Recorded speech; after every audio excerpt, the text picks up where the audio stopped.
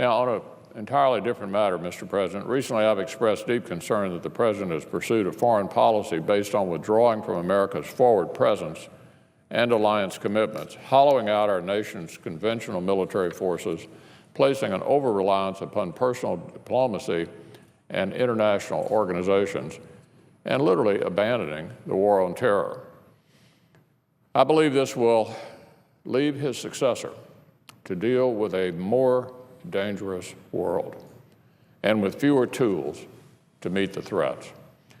Later this morning, several members of Congress charged with leading national security committees and policymaking will meet with the President to discuss national security.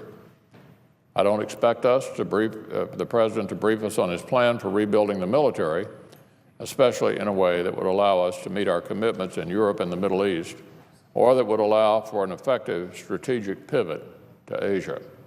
Nor do I expect the President to lay out for us his plans to provide the intelligence community with all the tools it will need with the threat from international terrorism from al-Qaeda and its affiliated groups over the next decade.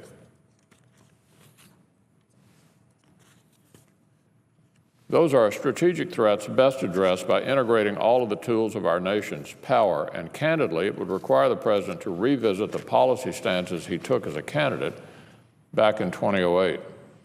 I do hope, at a minimum, that the President will discuss two near-term issues. First, I hope he'll explain his plan or efforts to assist the Israelis in demilitarizing Gaza and ensuring that Hamas is not left with the ability to launch indirect fire attacks against the civilian populace or to infiltrate Israel through tunnels.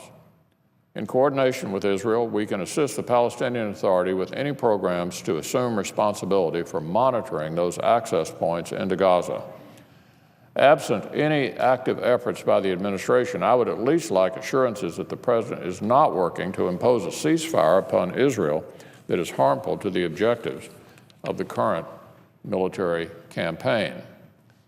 Second, earlier this month, a group of Republican senators wrote to the President imploring him to craft a plan for containing the threat posed to Iraq and Jordan by the Islamic State of Iraq and the Levant.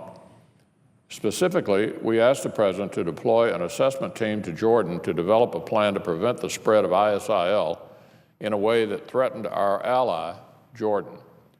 Although Ambassador Susan Rice responded to our letter, her letter did not address how the administration intends to combat ISIL. Instead, Ambassador Rice renewed the administration's request for a new counterterrorism partnership fund.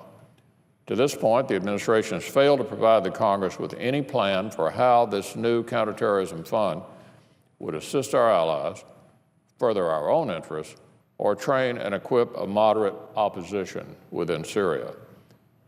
That would be a good starting point for today's discussion with the President.